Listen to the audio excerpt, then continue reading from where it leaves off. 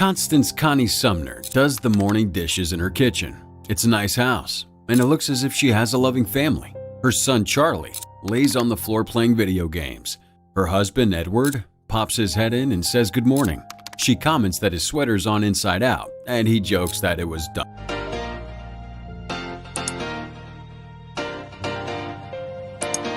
on purpose. As Edward gets ready for work, Connie asks Charlie if he's brushed his teeth. He lies and says that he has, but she doesn't believe him and forces him into the bathroom to do it properly. As she helps her son get ready, Edward complains about stock prices, one in particular that he was going to buy, which she talked him out of. He doesn't seem angry, just a little upset. Connie appears far too busy to care. As Edward and Charlie leave the house, they open the door and take note of the intense storm brewing outside. Edward suggests that Connie stays home today, but she says that she has to pick up some stuff for Charlie's birthday. Edward jokes with his wife as he leaves. She smiles and shakes her head. It's clear that their marriage, their family life, is happy and quaint. Connie heads into the city on her own. Although her shopping trip goes fine, she finds herself caught in the storm while heading home. It's ferocious, blowing an intense gale. She tries to hail a taxi, but none pull over. Her hands are full of bags, which threaten to blow away in the ensuing storm. Just down from where Connie walks, Paul Martle leaves a bookstore. He has a dozen books stacked up in his arms, and he doesn't see Connie coming straight for him. Neither does she. The wind has him, and before either know what's happening, Connie walks right into Paul and knocks him down. Paul chases after Connie's dropped things as she helps pick up his books. She then asks Paul to help her wave down a taxi, but none pull over. He apologizes to her and jokes around a little. It's only now that Connie notices how attractive Paul is. She tries not to make it obvious, but it really is. Paul notices the cuts on Connie's knee, caused by the fall. He offers to run up to his apartment and grab a Band-Aid. She's grateful, and although she intends to wait outside for him, he convinces her to come upstairs. She does, knowing that she isn't going to get a taxi anytime soon. The apartment is large in size, but stacked full of thousands of books. He tells her he's a book dealer and directs her to his bathroom. As Connie hurries to the bathroom, he makes them both tea. In the bathroom, Connie carefully applies the Band-Aid to her wound. She's a little clumsy, and it's clear that she's nervous about being in this handsome stranger's apartment. Back in the living room, Paul offers her tea, which she accepts.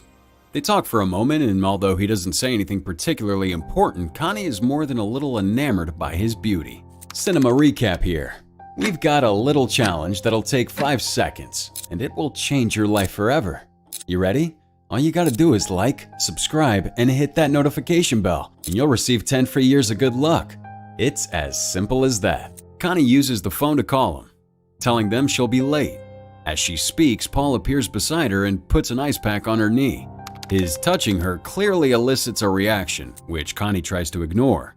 Connie can feel the tension building between them and says that she must leave. Before she does, though, Paul offers her a book. The book is hidden among the stacks, and he directs her to it. He then asks her to read a specific passage, which she does. As she reads, he speaks the lines moving in closer and closer. The tension between them continues to build, and she hurriedly excuses herself from the apartment. Paul tells her she's welcome back at any time. Back home, everything's normal. Her son is high energy and excited. Edward is concerned about the wounds on her leg, and when she tells him about Paul, Edward doesn't seem concerned. He even jokes that they should send him some wine. Cheap wine. Later that night, Connie walks past the book that Paul gave her and reads it quickly, her mind going back to earlier. In the bedroom, Edward has a video camera out and records Connie as she gets ready for bed. They flirt, and soon the two are making out and having sex. They're clearly happy and in love. The next morning, Connie sends her son off to school. Alone, she wanders through the house and finds herself looking at the book that Paul gave her. As she flips through it, a small card falls out. She picks it up, reads it, considers. Connie takes the train to Grand Central Station, where she immediately heads for a bay of phone booths. She calls the number on the card but hangs up. She considers again and calls a second time. When Paul answers, she makes an excuse about wanting to send him some wine as a thank you, but he suggests that she come and meet him. She goes to say no, but then gives in. At Paul's apartment, the heat between them is palpable. He stands close, helps her take her jacket off, flirts gently with her. When she spots a book written in Braille, he holds her hand and helps her to read it. Connie can see what's happening and quickly excuses herself. Clearly feeling guilty, Connie goes and visits Edward at work. She lies about where she's been and what she's been doing. But then she says she bought him a new sweater. The moment he tries it on, he gets a call which he has to take. He's fired up about it, and Connie watches on idly. Later that night, she does the dishes as Edward packs up the table. They do so in silence. Edward watches Connie and even tries for her attention, but her mind is clearly somewhere else. Under the guise of bringing him muffins, Connie finds herself at Paul's house again. There's music playing.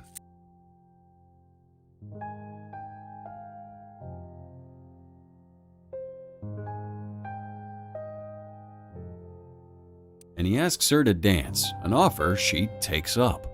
They hold one another as they gently sway. Paul tries for a kiss, slowly moving his head in closer, but Connie denies him. She's on the verge of tears as she tells him it's a mistake, before quickly leaving his apartment. But she forgot her coat. She comes back in and Paul snatches her up, lifts her into the air and carries her into the bedroom. She doesn't resist. On the train heading home, Connie's distraught. Tears flow from her eyes as she remembers what she did. She was in bed with Paul. He slowly undressed her, and although she tried to fight him, she also clearly wanted him to keep going. As she remembers more and more, she cries harder. Paul removed her panties, and when she again tried to stop, he asked her to slap him, to fight him off. She did so, but this only made her want him more. Soon the two were having intense, passionate sex. Back on the train, Connie is still distraught, although it's hard to tell if she's upset with what she did or simply a little confused. She rushes to the bathroom, removes her panties, and desperately tries to clean herself. Meanwhile, Edward is leaving work with a colleague, Bob. He asks Bob about the meeting he had with Connie the previous week, one Connie told him about when she was really with Paul. Bob seems confused, and Edward assumes that he's just made a mistake. That night, Connie's awkward, and this time, Edward notices. He asks if Connie loves him, and she tells him that of course she does. Connie lives two lives. One is the loving mother and adored wife, happy to spend time with her family. The other is with Paul, who she sees more and more of. When they're together, she's clearly enamored with him, hypnotized by both he and the sex. Paul pushes Connie's boundaries. One day, he takes her to a cafe for lunch. She's nervous, not wanting to be seen, but he continues to play with her, trying to test her limits. Soon the two are laughing and kissing like no one's watching, although someone is. We don't know who he is, but a random customer watches the two as if he knows Connie. She doesn't see. That night, Edward joins Connie for a bath. He tries to make love to her, but she stops him and leaves, saying she isn't in the mood. Edward's clearly upset by this. The next morning, as Connie gets ready, Edward takes note of the new clothes she's bought. He tries to organize to go into work with her, wanting to spend the morning together, but she lies and tells him that she has a beauty appointment that she forgot about. Edward then calls the beauty salon, confirming what he already knew. She never had the appointment. She's lying to him. On her way to see Paul, Connie bumps into an old friend, Tracy, and an acquaintance, Sally. Although Connie's desperate to see Paul, they convince her to come across the road for a coffee. She has no choice but to say yes. Once inside, she calls Paul to tell him where she is, and Paul, wanting some fun, sneaks across to the cafe. She tells him to leave, but soon they're in the stall having sex while her friends wait for their coffee. Once Paul leaves and Connie joins her friends, the conversation turns to affairs. Tracy had one once, and she tells Connie it's the worst thing she's ever done. This strikes a chord with Connie, and later on, when she's back with Paul, she begins to muse about what they're doing and how it can't go on for much longer. Guilt is starting to get to her. At work, Edward is forced to fire someone who works for him, the same man that saw Connie in the cafe earlier with Paul. Distraught, the man tells Edward that he needs to keep an eye on his own family. This warning affects Edward, who later meets with a private investigator and asks him to follow Connie. That night, Edward tells Connie and Charlie that he has to go to Chicago for a few days. He also speaks of trust, and although it relates to the man he fired earlier, he's clearly talking about Connie. Connie and Paul go to the movies and end up making love in the theater. As they exit, the private investigator takes photos of them. Connie's late picking up her son. For whatever reason, this seems to hit her the hardest, and that night she smokes and cries to herself. She even calls Paul, looking like she might end it right now, but then doesn't. Edward meets with a private investigator who tells him about Connie's affair. Edward doesn't look surprised, but still as if he can't believe it. The next day, Connie goes into the city with the intent on ending things with Paul. It's raining, and as she hurries to find cover, she spots Paul with another woman. She follows him into a bookstore and confronts him, shouting and yelling. Paul drags her to his apartment, and although she tries to end it then and there, soon the two are having intense sex in the hallway. She's addicted to Paul and can't control herself. Edward goes to visit Paul. It's clear that even he doesn't know what he expects or what he wants, just that he has to see for himself. After Edward reveals who he is, Paul invites him inside and the two have a drink. It appears that Edward is struggling to get his head around everything, and with each new revelation about the nature of Paul and Connie's relationship, he becomes even more broken. But when Edward sees a snow globe that Connie gifted Paul, he loses it. Apparently it was a gift from Edward to Connie, and where it at first looks as if Edward's going to collapse, he beats Paul over the head with the globe, killing him. Thinking quickly now, he wipes down the fingerprints from the apartment, collects the globe, and begins to wrap Paul's body up in a bedsheet. Connie calls Paul. The machine picks up, but she tells him that they have to end it, that guilt is killing her, that she can't keep doing this to her family. She sounds distraught, and Edward almost looks as if he might forgive her right then and there. Edward stuffs Paul's body into the trunk of his car and then rushes to get to his son's play. There he sits with Connie as they watch their son. They hold each other and smile, looking like everything might actually be all right. That night, as Connie sleeps, Edward dumps Paul's body at a garbage site. He then takes the car to a car wash and bathes himself clean. The next morning, Edward's acting strangely, and his wife notices. He asks her if she wants to move back to the city, and she says that she likes it here. Edward looks dazed, but nods and agrees. Two police officers arrive at Connie's house to question her about Paul. He has been reported missing by his family, and Connie's number was on his desk. Connie lies to the police, claiming that she barely knows him. As she lies, one of the officers plays with a snow globe, one of many owned by Connie and Edward. Connie tells Edward about the police visit earlier. She lies again, acting as if she barely knew Paul, and is surprised that the police even wanted to speak with her. Edward knows she's lying, but pretends to be all right with it. Paul's disposed body is accidentally discovered by a garbage man. The police return to question Connie, and this time, Edward's there. Her lies begin to show as she claims she's met Paul at a fundraiser, which Edward confirms. She then says again that she barely knew Paul, and has never been anywhere near his apartment. They ask her about a parking ticket she got there a month ago, and she's forced to hurriedly lie about why she was there. When the police leave, she looks upset and extremely worried. Connie picks up Edward's coat from the dry cleaner. As she looks through his pockets, she finds photos of her and Paul together, taken by the private investigator.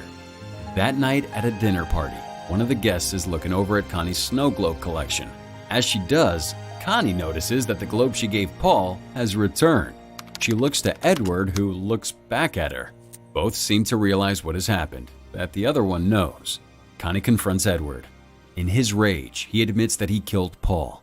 But then he says that he didn't want to kill Paul. He wanted to kill Connie. It's a comment that strikes at them both, and slowly they start to pull away from one another. Connie talks to Charlie, who's upset with how sad she looks. Charlie then sits and plays piano with Edward as Connie looks over the snow globes. She finds a note from Edward, from when he first gifted her the globe. It tells her how much he loves her, that she's the best thing to ever happen to him. The remorse in Connie is clear as she goes from the notes to her husband and son, both bonding by the piano.